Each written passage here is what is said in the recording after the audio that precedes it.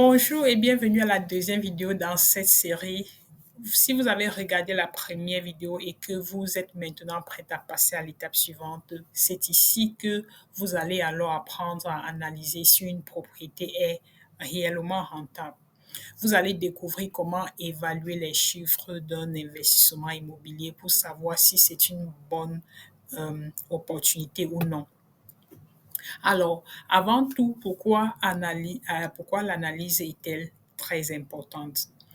Beaucoup de gens commencent à investir dans l'immobilier sans réellement comprendre les chiffres derrière chaque deal. Et ça, c'est là où vous faites des erreurs qui peuvent vraiment vous coûter énormément. Si vous ne maîtrisez pas du tout votre analyse, vous risquez de payer trop cher pour une propriété qui vous rapportera très, très peu. Mais ne vous inquiétez pas, avec de bonnes compétences, vous pouvez éviter ces pièges-là. L'analyse des investissements immobiliers est accessible à tous. Vous n'avez pas besoin d'être un grand expert sur les nombres et sur les mathématiques. Ce que vous devez savoir, c'est qu'il faut posséder de bons outils, il faut avoir de bonnes méthodes, mais aussi il faut avoir une bonne mentalité, le bon mindset. OK?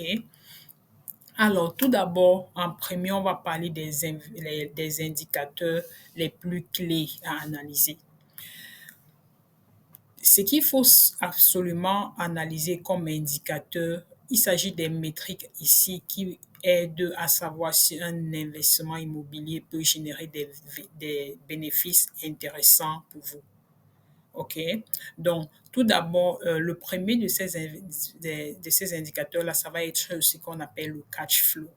OK, donc il s'agit là de l'argent que vous percevez à la fin de chaque mois après avoir enlevé toutes vos dépenses, donc que ce soit votre crédit et les dépenses d'entretien, par exemple, et tout ce qui concerne euh, la maintenance et l'entretien. Donc, toutes ces factures-là que vous avez à payer à la fin de chaque mois. C'est ce qui vous permet d'en fait de savoir si vous êtes en train de couvrir suffisamment vos dépenses pour en dégager un profit à long terme. OK. Donc, le deuxième indicateur dont on peut parler, c'est le cap rate. Il s'agit là de votre taux de rendement brut. Alors, dans ce taux-là est essentiel pour comprendre si votre propriété génère un bon retour sur investissement par rapport à son prix d'achat.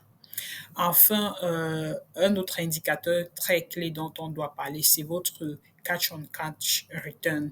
C'est c'est- c'est ce taux-là qui mesure combien d'argent vous gagnez chaque année en fonction de l'argent que vous avez investi en liquidité dans votre affaire au commencement. OK? Donc, juste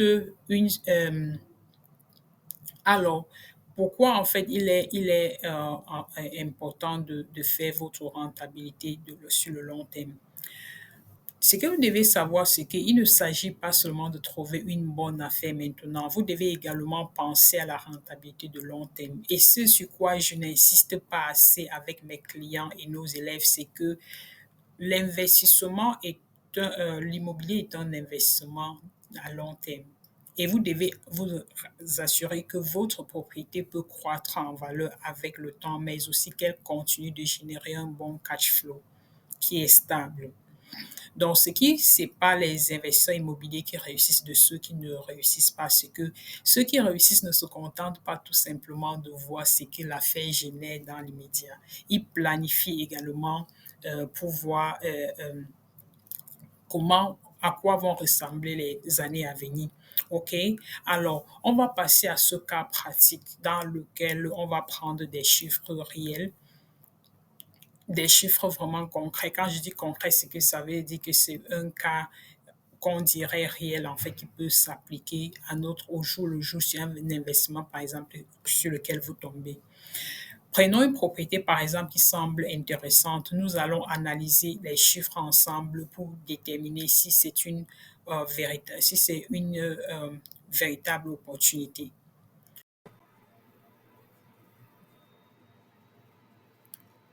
Alors, ici, il s'agit d'un cas pratique, en fait, que nous avons pris à partir des chiffres qui pourraient vraiment refléter des situations que nous rencontrons régulièrement dans notre propre parcours. Donc, il s'agit d'une propriété Le prix d'achat total était de 50 000 $ et puis les frais de rénovation estimés à 20 000 $. Donc, vous voyez que le coût total de l'investissement alors est de 70 000 $. Et donc, quand on prend les revenus locatifs mensuels, donc le loyer que le locataire paye à la fin de chaque mois, il est à 1200. Et les coûts mensuels s'élèvent en fait à 375 $. Donc, il s'agit de 75 ici de l'assurance, 150 de la taxe foncière, 100 pour l'entretien et puis 50 pour d'autres frais qu'on a essayé d'estimer.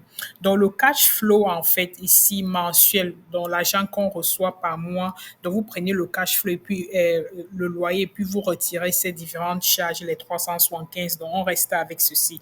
Donc, vous voyez que le revenu net d'exploitation annuel, pourquoi? Parce qu'on multiplie le cash flow mensuel par 12 et on retire aussi les frais d'entretien et autres, donc nos différents coûts. On prend aussi ça, on multiplie par 12 et puis on voit pour voir en fait le coût total, le coût total, le coût annuel total, OK? Donc, on est à 9 900. Donc, vous êtes bien d'accord avec moi que ceci n'a pas pris en compte. Donc, ici, on suppose que qu'il s'agit d'un immobilier que tu as retiré, que tu avais les 70 000 $ de départ, en fait. Donc, pour dire que tu n'es pas en train de payer un taux d'intérêt qui est attaché à ton projet. Donc, si on était, par exemple, dans un cas où on suppose que tu as pris un mortgage ou que tu as emprunté quelque part pour investir, on retirerait bien évidemment l'argent que tu es en train de payer pour le mortgage chaque mois. Ça ne va plus forcément être à ce niveau-ci. Disons par exemple que tu es en train de payer un mortgage de peut-être, disons, 600 $ par exemple. Donc, tu vas voir que ton cash flow mensuel, il va être à 225 $ par mois. OK? C'est un peu ça. Et donc, le cap rate, c'est quoi? Le cap rate, ça va être ton revenu d'exploitation annuel que tu divises par le coût total de ton investissement au départ. Donc, c'est 14%, c'est 14,14%. Donc, en gros, en fait, tu vas voir que ton cash flow mensuel il est de 825 et puis le cap rate, il est de 14,14%. OK? Si tu essaies de comparer ça si tu essaies de comparer ça à la moyenne qu'on voit en général sur le marché, cette moyenne, elle est, en général, sur le marché, ça va être de 8% à peu près. Donc, comme je le dis, bien évidemment, ici, nous n'avons pas pris en compte le fait que si tu avais, par exemple, pris un mortgage, si tu avais pris un mortgage, on serait à moins que ça. Donc, pour aller, en fait, plus en profondeur, c'est que nous montrons, par exemple, si tu avais pris un mortgage, que c'est que beaucoup font, que nous-mêmes nous faisons dans beaucoup de cas. Ça peut être un peu moins que ça. Mais en analysant, juste si on prend juste ce cas-ci dans la simplicité, nous voyons que le cap rate, il est quand même assez élevé, ce qui peut être attractif aussi, OK?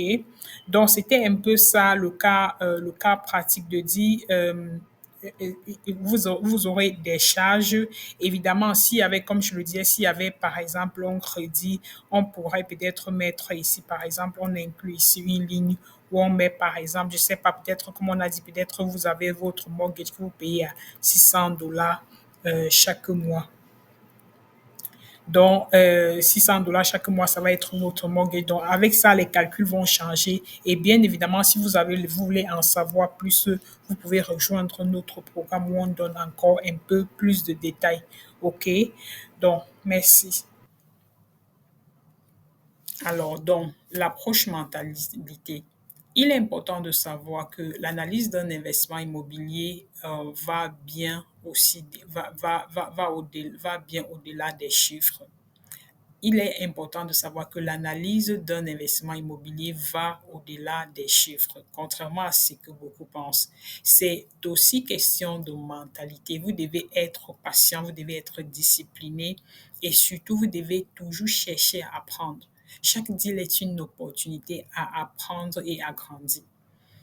Donc, en même temps, c'est pour dire quoi? C'est pour dire que pour ceux qui sont encore en train de procrastiner en se disant que ils vont forcément avoir toute la connaissance avant de s'y lancer. Non. Chaque deal supplémentaire ou bien chaque occasion de vous trouver un deal va toujours vous donner l'opportunité d'apprendre un peu plus. OK? Donc, l'immobilier est bien plus qu'un simple actif financier aussi, c'est ce qu'il faut savoir. Donc, c'est une aventure et analysant chaque deal de manière stratégique, vous allez en général devenir un investisseur plus intelligent et plus confiant en général à chaque étape du processus. OK? Donc, alors, voici votre mission maintenant.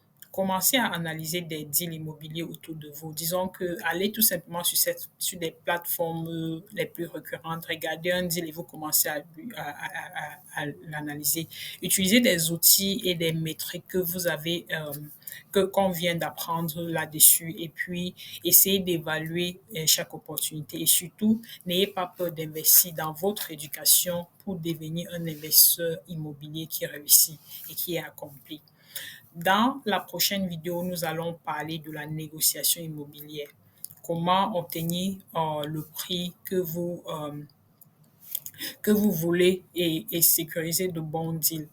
Donc, si vous êtes prête à aller plus loin, à en savoir plus aussi, n'hésitez pas à rejoindre notre programme complet où nous vous aidons à maîtriser chaque étape. À très bientôt.